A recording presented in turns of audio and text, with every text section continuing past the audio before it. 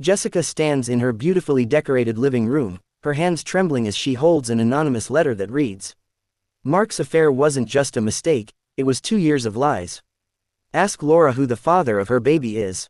Her world tilts. Mark, her husband of 3 years, had always been the epitome of devotion, and Laura, her best friend since childhood, was practically her sister. But this letter threatens to shatter everything. Jessica confronts Mark that night. At first, he denies everything, but when she mentions Laura's name, his face pales. "It was before we got married," Mark admits, his voice barely above a whisper. "But it ended. I chose you." Jessica feels as if the ground beneath her has crumbled. "You chose me, after 2 years of sneaking around with my best friend." Mark swears he didn't know about Laura's pregnancy, but his words mean nothing. Jessica can't trust him, not after this. Determined to confront Laura, Jessica goes to her house. Laura greets her with a smile that falters the moment she sees Jessica's expression.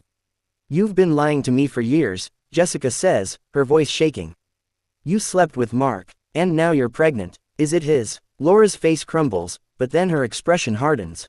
"Yes, I loved him. But not in the way you think." Laura's confession is a twist Jessica never expected. "I never loved Mark," Laura says, tears streaming down her face. "I was jealous of him. Jealous that he had your love, your attention.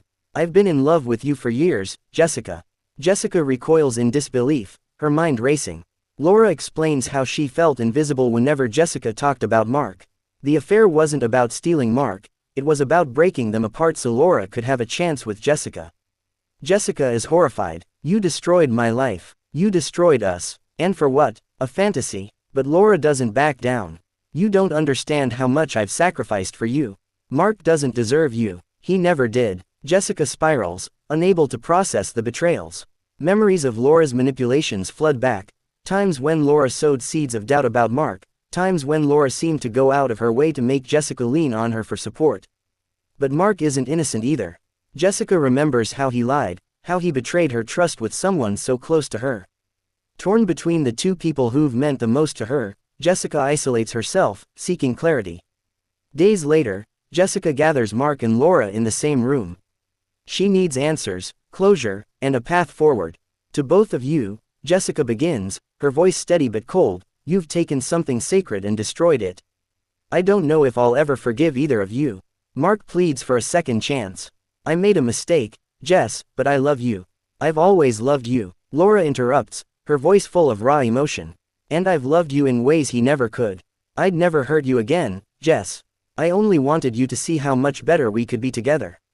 Jessica shakes her head, tears in her eyes. "You both claim to love me, but love doesn't look like this.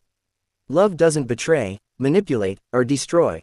Jessica makes her decision, not to choose Mark or Laura, but to choose herself. "I need time to heal, to figure out who I am without either of you," she says, walking away from the life she once knew. Months later, Jessica begins to rebuild her life. She's stronger now, wiser, and unafraid to prioritize her happiness. As for Mark and Laura, they must live with the weight of their choices, knowing they lost the most important person in their lives. In the final scene, Jessica stands by the ocean, the waves crashing at her feet.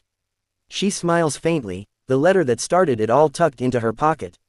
"I may never understand why they did what they did, but I know this, I deserve better.